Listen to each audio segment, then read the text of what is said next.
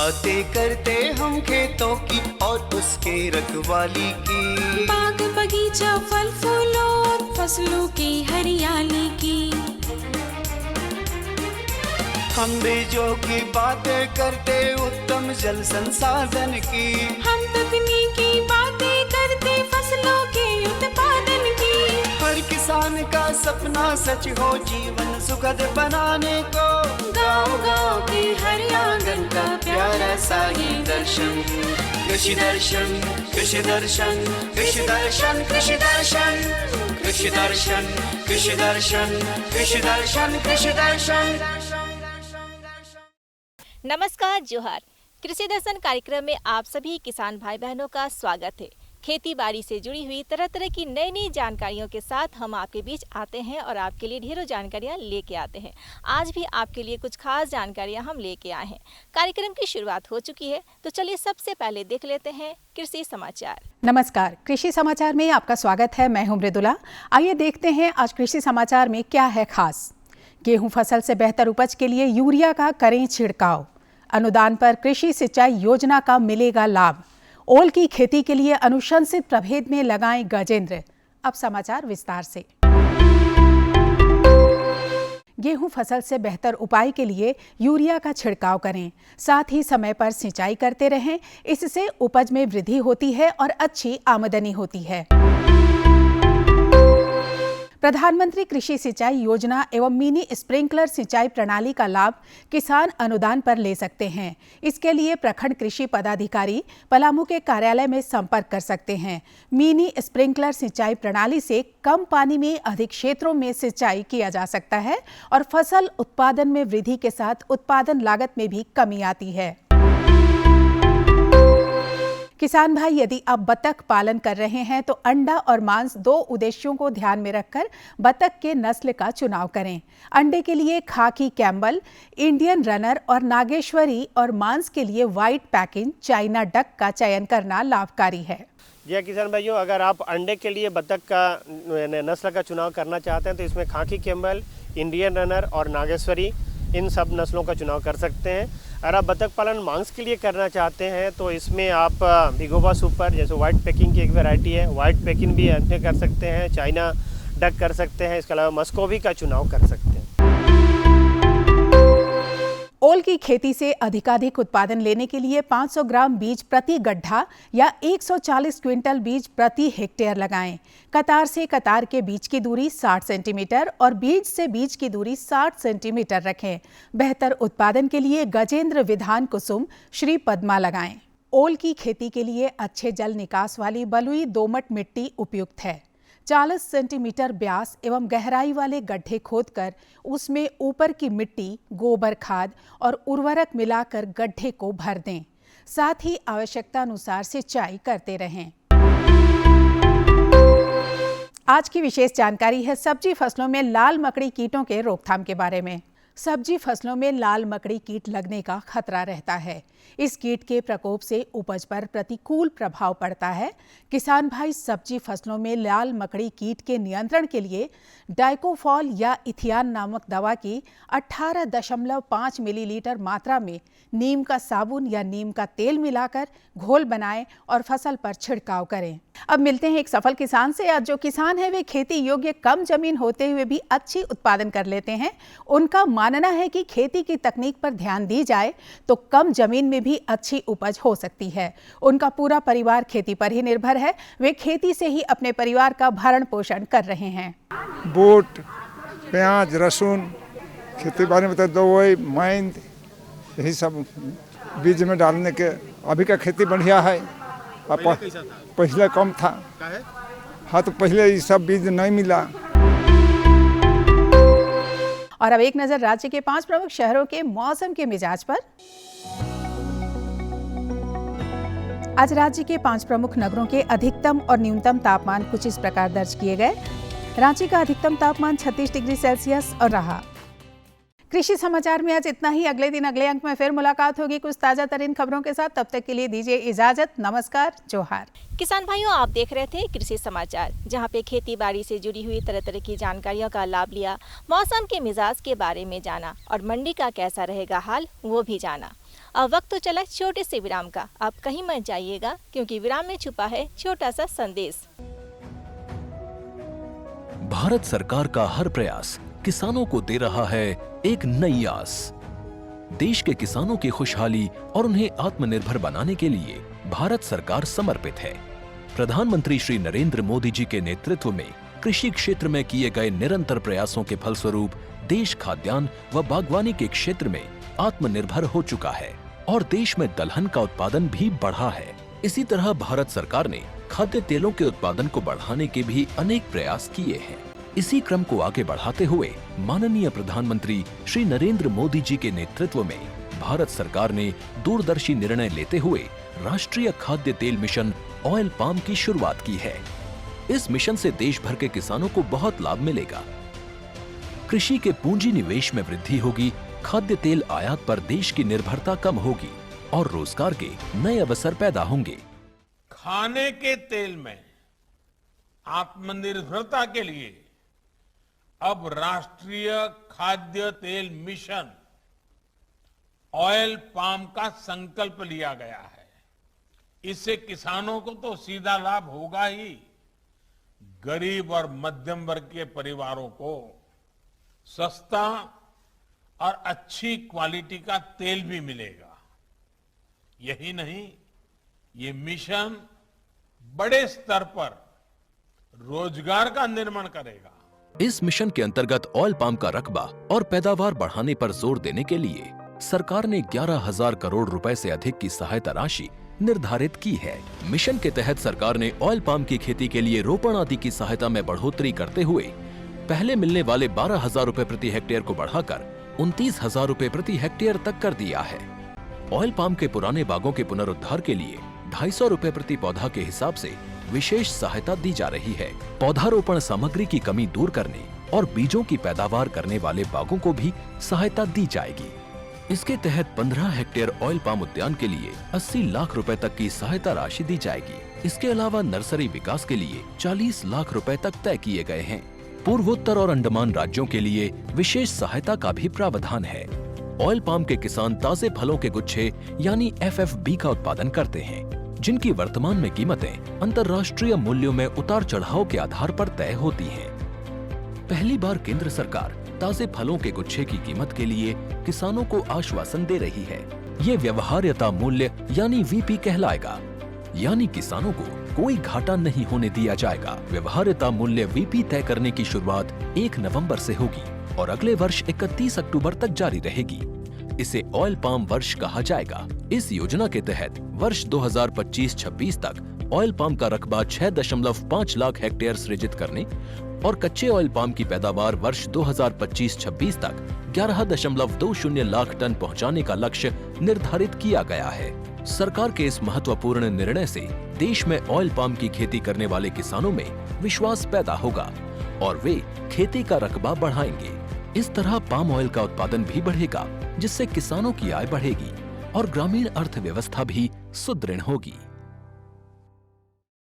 हमारे झारखंड के परिवेश में हमारे किसान भाई बहन गेहूं, धान और मक्का की खेती प्रमुख रूप से करते आए हैं। इसी संदर्भ में आज का जो हमारा विषय है कि झारखंड में गर्मा मक्के की खेती एवं प्रभेद का चुनाव आप कैसे करेंगे। जी हाँ, गर्मा मक्के की खेती किसान भाई बहन गेहूं की कटाई और धान की रुपाई के पूर्व खाली पड़े खेतों में गर्मा मक्के की खेती करते हैं। तो चलिए लेते हैं जानकारी झारखंड में गर्मा मक्के की खेती एवं प्रभेद का चुनाव आप कैसे करेंगे। किसान भाइयों, आज हम बात करेंगे झारखंड में गर्मा मक्का की खेती व प्रभेद का चुनाव, और इस विषय पर जानकारी देने के लिए आज हमारे साथ है बिरसा एग्रीकल्चर यूनिवर्सिटी के विशेषज्ञ डॉक्टर चंद्रशेखर सिंह। तो सबसे पहले आप हमारे किसान भाइयों को बताएं कि गर्मा मक्का की खेती करनी है तो उसके लिए उपयुक्त समय क्या है और खेत की तैयारी कैसे हमारे किसान भाई करेंगे। देखिए, झारखंड का मौसम गर्मा मक्का की खेती के लिए बहुत अनुकूल है। यहाँ पे मक्का तीनों सीजन में लगाया जा सकता है, बरसते किसानों भाइयों के पास सिंचाई की सुविधा उपलब्ध हो और उनको ज़्यादा उपज भी मिलेगी। गर्मा मक्का जो यहाँ किसान भाई ज़्यादातर लगाते हैं। पानी की कमी के कारण रबी मक्का की खेती कम होती है, लेकिन गर्मा मक्का की खेती किसान भाई ज़्यादा से ज़्यादा करते हैं। गर्मा मक्का के लिए उपयुक्त समय है जनवरी के अंतिम सप्ताह से लेकर 15 फरवरी तक। अगर किसान भाई इसकी बुआई कर देते हैं तो वो सर्वाधिक उपयुक्त समय है, क्योंकि अगर देरी करने पे क्या होता है कि जिस समय उसका फर्टिलाइजेशन होने का समय होता है, जिस समय उसमें नरमंजरी आती है और सिल्क आता है, तो उस समय अगर अधिक गर्मी पड़ने लगती है तो उसके कारण पॉलन सूख जाते हैं और फर्टिलाइजेशन नहीं हो पाता है और दाने नहीं बैठ पाते हैं। इसलिए किसान भाइयों को इस समय का चुनाव बहुत उपयुक्त है कि अगर वो 15 फरवरी से पहले लगा लेते हैं तो उनके लिए फ़ायदेमंद होगा। जितना देरी करेंगे तो इसके कारण फर्टिलाइजेशन में परेशानी हो सकती है। किसान भाई को जो खेत की तैयारी करनी है तो किसान भाई खेत को 2 बार अच्छे तरह से ऊपरी भूमि या मध्यम भूमि में इसको लगाएं, क्योंकि कई बार अकस्मात अधिक वर्षा होने पे पानी का जल जमाव होने से मक्का की उपज में बहुत ज़्यादा गिरावट आती है। तो इसलिए किसान भाइयों को चाहिए कि ऊपरी या मध्यम भूमि में इसको लगाएं और ड्रेनेज सिस्टम अच्छे तरह से निकाल दें, ताकि अगर कभी भी बहुत ज़्यादा पानी बरसे तो पूरे पानी को सुगमतापूर्वक खेत से बाहर निकाला जा सके। इसके लिए किसान भाइयों को 2 बार खेत को अच्छी तरह से जुताई करना चाहिए। जुताई के समय ही किसान भाइयों को 5 से 10 टन सड़ी गोबर की खाद या कंपोस्ट अगर मिले तो उसको खेत में डाल देना चाहिए और उसको खेत में अच्छी प्रकार से मिला लेना चाहिए। और उसके बाद पाटा लगा के खेत आपको कतार से कतार की दूरी 70 सेंटीमीटर रखते हुए और पौधे से पौधे की दूरी 20 सेंटीमीटर रखते हुए मक्का की बुआई करनी चाहिए। अगर किसान भाई बेबी कॉर्न लगाना चाहते हैं तो उसके लिए किसान भाइयों को चाहिए कि 60 सेंटीमीटर की दूरी पर लगाएं। पौधे से पौधे की दूरी, कतार से कतार की दूरी 60 सेंटीमीटर रखें तथा पौधे से पौधे की दूरी 20 सेंटीमीटर रखें।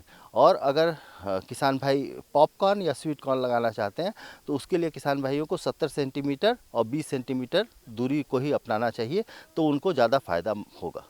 अब सबसे प्रमुख बात आती है कि इसका प्रभेद क्या होना चाहिए, कौन सी प्रभेद लगाकर इसका मुनाफा ज़्यादा ले पाएंगे हमारे किसान भाई? किसान भाई जो गर्मा मक्का की खेती करना चाहते हैं तो गर्मा मक्का में किसान भाई यहाँ की किस्म है स्वान, जो कंपोजिट किस्म है। उनको ये किस्म यहाँ बिरसा कृषि विश्वविद्यालय से उपलब्ध हो सकती है। वो स्वान वैरायटी को लगा सकते हैं। तथा अगर वो चाहे तो मालवी मक्का 2 DHM 117 ये हैदराबाद की किस्म है, HQPM 1 और HQPM 5 जैसी किस्मों का प्रयोग कर सकते हैं। तथा अगर स्वीट कॉर्न लगाना चाहते हैं तो माधुरी, प्रिया, मिष्ठी और सिंजेंटा की किस्म है सुगर 75, ये बहुत अच्छी किस्म है, इसको किसान भाई लगा सकते हैं। अगर बेबी कॉर्न लगाना चाहते हैं तो वो BVM 2 या HM4 जैसी किस्मों का प्रयोग कर सकते हैं। और अगर पॉपकॉर्न लगाना चाहते हैं तो VL अंबर पॉपकॉर्न एक अच्छी किस्म है, जिसको किसान भाई लगा के अच्छा मुनाफा प्राप्त कर सकते हैं। डॉक्टर साहब, जो किसान भाई हमारे खेतों में मक्का की खेती लगा चुके हैं, अब उसके लिए क्या सही उपयुक्त देखभाल होनी चाहिए कि उसको अच्छी से अच्छी पैदावार मिल सके? किसान भाइयों को सबसे चूँकि मक्का एक ऐसी फसल है जिसको पोषक तत्वों की मात्रा ज़्यादा से ज़्यादा मात्रा में वो ग्रहण करती है, तो पोषक तत्वों की मात्रा में कमी नहीं होनी चाहिए। जैसा मैंने शुरू में बताया, किसान भाइयों को 5 से 10 टन सड़ी गोबर की खाद या कंपोस्ट मिलाना का प्रयोग करना चाहिए। साथ में 150 किलोग्राम नत्रजन, 60 किलोग्राम स्फूर तथा 40 किलोग्राम पोटाश की मात्रा का प्रयोग करना चाहिए। इसमें किसान भाइयों को स्फूर और पोटाश की मात्रा का पूरा खेत में बुआई के समय ही दे देना चाहिए तथा नत्रजन की 1/3 मात्रा बुआई के समय तथा 1/3 मात्रा जब पौधा घुटने की आकार का पहुंचता है उस समय डालना चाहिए तथा 1/3 मात्रा जब पौधा नरमंजरी की जब निकलता है उस समय किसान भाइयों को प्रयोग करना चाहिए। खास ख्याल किसान भाइयों को रखना चाहिए जब वो यूरिया का प्रयोग कर रहे हैं। यूरिया अगर नमी की कमी होगी तो किसान भाइयों को नमी की कमी में वोल्टिलाइजेशन लॉस होता है और उनको लगेगा कि हमने यूरिया का छिड़काव कर दिया, लेकिन वो यूरिया पूरी तरह से पौधों को नहीं मिल पाता है। और अगर ज़्यादा नमी रहेगी तो वो घुल के ज़मीन के नीचे चला जाएगा और उस अवस्था में भी पौधे को नहीं मिल पाता है। तो सही नमी की अवस्था होनी चाहिए। इसके लिए किसान भाई अगर ज्ञात कर सकते हैं कि जब उनके पैरों में उनको नमी दिखाई दे खेत में, लेकिन पैर से मिट्टी न चिपके अगर उनके, तो वो सही नमी रहती है। उस अवस्था में किसान भाइयों को यूरिया का प्रयोग करना चाहिए। यानी अगर आप एक दिन पहले पटवन कर दिए हैं तो दूसरे दिन तक उस अवस्था में, यहाँ की मिट्टी इस तरह की है कि दूसरे दिन उस अवस्था में पहुँच जाएगी, आप दूसरे दिन यूरिया का उसमें छिड़काव कर सकते हैं। यूरिया का जब भी छिड़काव करें सुबह और शाम करें, दोपहर में कभी भी यूरिया का प्रयोग मत करें क्योंकि वोल्टिलाइजेशन लॉस होगा। तो इस तरह से जितना मात्रा में आप पोषक तत्व डाल रहे हैं वो पौधे को उपलब्ध होगा। किसान भाइयों को मिट्टी की जांच भी करा लेनी चाहिए। अगर किसी सूक्ष्म तत्व या दूसरे तत्वों की कमी होती है, क्योंकि 16 न्यूट्रिएंट ऐसे हैं जो पौधे को ज़रूरत होते हैं, तो अगर किसी दूसरे न्यूट्रिएंट की कमी है तो उसका भी प्रयोग करना चाहिए। उसका स्प्रे, जैसे बोरान की कमी है तो बोरेक्स का इस्तेमाल करना चाहिए।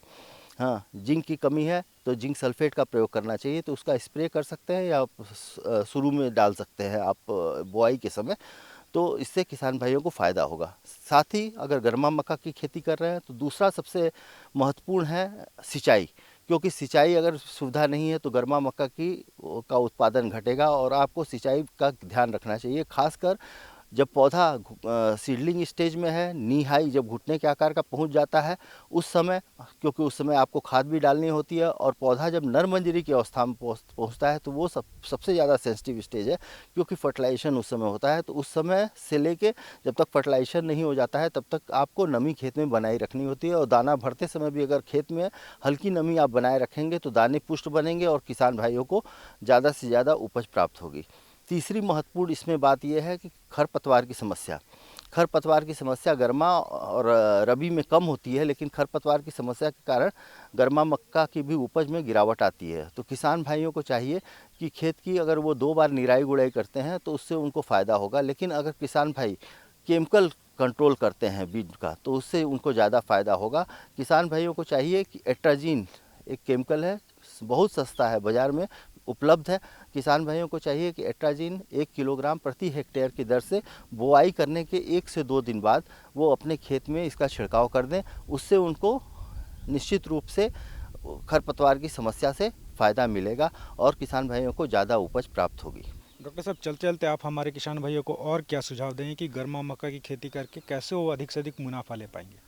किसान भाई जो गर्मा मक्का की खेती करते हैं उनको अपने यहाँ सिंचाई सुविधा ज़रूर रखनी चाहिए। साथ में किसान भाइयों को खरपतवार नियंत्रण के ऊपर ध्यान देना चाहिए कि खरपतवार कई बार किसान भाई छोड़ देते हैं। साथ में उचित संख्या में पौध संख्या रखना चाहिए, निर्धारण उसका होना चाहिए। अगर वो उचित पौध संख्या नहीं रख रहे हैं, ज़्यादा रखेंगे तब भी उत्पादन में गिरावट आती है, और कम पौध संख्या रखेंगे तब भी उनको उत्पादन कम प्राप्त होगा, और पोषक तत्वों की कमी न हो पाए तभी वो ज़्यादा से ज़्यादा उत्पादन प्राप्त कर पाएंगे। तो देखा किसान भाइयों, डॉक्टर साहब ने कितनी अच्छी जानकारी दी कि गर्मा मक्का की खेती करके आप कैसे अधिक से अधिक मुनाफा ले पाते हैं। डॉक्टर साहब, आप हमारे इस कार्यक्रम में इतनी अच्छी जानकारी दी, इसके लिए आपका बहुत बहुत धन्यवाद। नमस्कार। अब अगले विषय पे हम चलते हैं और अगला जो विषय है वो है ग्रीष्मकालीन जुताई। जी हाँ, ये ग्रीष्मकालीन जुताई क्या है और इससे क्या लाभ हमें मिलते हैं, तो चलिए देर न करते हुए चलते हैं विशेषज्ञ के पास और लेते हैं संपूर्ण जानकारी। आज हम लोग जानकारी हासिल कर रहे हैं ग्रीष्मकालीन खेत जुताई से क्या लाभ होते हैं। इस विषय पर जानकारी देने के लिए इंजीनियर DK रुसिया, जो कृषि अभियंत्रण विभाग में कार्यरत हैं, वैज्ञानिक हैं, उनसे जानकारी हासिल कर रहे हैं। हमारे किसान भाई तो जानते हैं कि खेत की जुताई कितनी आवश्यक होती है। तो ग्रीष्मकालीन खेत की जुताई जो की जाती है, क्यों की जाती है और उससे क्या फायदे होते हैं, कि आज के इस महत्वपूर्ण विषय पर कि ग्रीष्मकालीन खेती में उपयोग आने वाले कार्यों की हम पुनः एक बार समीक्षा करें और इसके लाभ पर चर्चा करें। आइए, समय हो चला है ग्रीष्मकालीन ऋतु के आने का। अभी फसल आपके खेतों में लहरा रही है। यह बहुत वर्षों के बाद ऐसा महसूस हुआ है, और ऐसा पर्यावरण विभाग और मौसम विभाग भी बोल रहा है और हमको भी दिखाई दे रहा है कि विगत 103 दिन से एक बूंद वर्षा की यहाँ आवक नहीं हुई है झारखंड के इस धरती पर। इसका मतलब हमारे पास जो उपलब्ध जल है हम उसी का प्रयोग करते हैं, और इस समय जमीन में भी बहुत ज़्यादा खरपतवार में वृद्धि नहीं हो पाई है, क्योंकि पानी गिरने के साथ साथ खरपतवार में भी वृद्धि देखी जाती है। बहुत अच्छा समय है। जैसे ही आपकी गेहूं, सरसों, तीसी, चना और जो भी अभी आपकी रबी के मौसम में लगने वाली फसलें हैं, जैसे ही कटती हैं, मैं अनेकों बार आपसे कह चुका हूं कि अगर हम गहरी जुताई वाले यंत्रों का प्रयोग करते हैं मोल्ड बोल्ड हल इसमें बड़ा महत्वपूर्ण रोल अदा करता है। मोल्ड बोल्ड हल जो 12 से 14 इंच नीचे की गहराई तक जाता है, अगर हम उसका प्रयोग करके या डिस्क हल का प्रयोग करके सिंगल की जगह डबल डिस्क लगाएं तो क्षेत्र ज़्यादा एक बार में कवर होगा। अगर एक बार में इतना होता है तो आपका इतना कवर होगा। इनके माध्यम से अगर हम 15 इंच 14 इंच नीचे तक की मिट्टी, जो कि देसी हल से संभव नहीं है, अगर निकाल कर और हम जमीन की ऊपरी परत पर ले आते हैं तो खरपतवार की जितनी जड़ें, जो हमारी एक ही प्रकार की फसल और एक ही प्रकार की वैरायटी जो बरसों से हम बोते आ रहे हैं, जिनकी जड़ों में कीट भी आ जाते हैं, पतिंगा भी लगते हैं, जड़ें सड़ती भी हैं और उसमें अंडे भी आते हैं, दीमक भी आते हैं, वह सब निकल कर बाहर आ जाती है। और जब ढेला आ जाते हैं और उन ढेलों को हमको एक बार लंबाई में ना जोत के रह जाना है, हमको क्रॉस भी उसको करना है। मतलब अगर हम पूरब से पश्चिम जा रहे हैं तो उत्तर से दक्षिण की तरफ से हम नीचे से निकालें। और उसके बाद हम जब ढेले निकल के आ जाएं, बड़े बड़े ढेले निकल के आएंगे, तब हम कल्टीवेटर का प्रयोग करके और पाटा को लगा दें। वैसी स्थिति में जो खरपतवार की जड़ें हैं उसमें जो जमीन के अंदर ढेलों में चिपकी हुई हैं टूट कर बिखर जाएंगी और गर्मी पाकर 38 डिग्री 40 डिग्री टेम्परेचर में वह समाप्त हो जाएंगी। यह पहला एक फायदा होगा।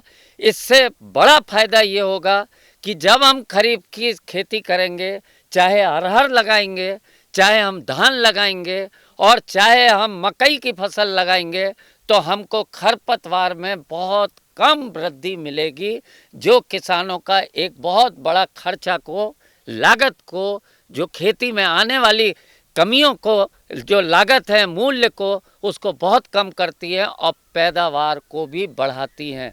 हमारे लिए सबसे बड़ा फायदा गहरी जुताई का है। दूसरा सबसे बड़ा फायदा हमको ये है कि जब हम गहरी जुताई कर लेते हैं और अगर हम देसी हल से 4-5 इंच तक ही जोतते हैं ग्रीष्मकालीन के लिए, तो हमारी पानी की जो प्रवेश होती है, बरसात का जो पानी आता है वो 5 इंच तक सीमित रहता है। उसके बाद हार्ड जमीन कड़ी होने के कारण नीचे नहीं जा पाता है, वह 15 इंच 14 इंच की स्थिति में नीचे तक जाता है। वैसी स्थिति में जब हमारे खेतों में हमको ज़रूरत होती है कदवा करने के लिए, तो हमको बहुत मुश्किलों का सामना करना पड़ता है। तो हमारे किसान भाइयों, ज़्यादा से ज़्यादा ज़मीन के अंदर वर्षा के जल को प्रवेश कराने के लिए गहरी जुताई की सबसे पहले आवश्यकता होती है। बहुत लोगों ने गर्मी में भी मकई लगाते हैं, अरहर भी काटेंगे, अरहर के डंठे भी रह जाते हैं और मकई के भी डंठल रह जाते हैं। कई लोग थोड़ा सा हल्का जोत के उसको छोड़ देते हैं। मैं कहूँगा ऐसी स्थिति में डिस्क हैरो भी एक काम करता है, जो सारे डंठल को टुकड़ा टुकड़ा करके, जो हमारे काम के हैं जितने डंठल, उनको हम ले जाते हैं और खेत की हम बाउंड्री बनाने में प्रयोग करते हैं।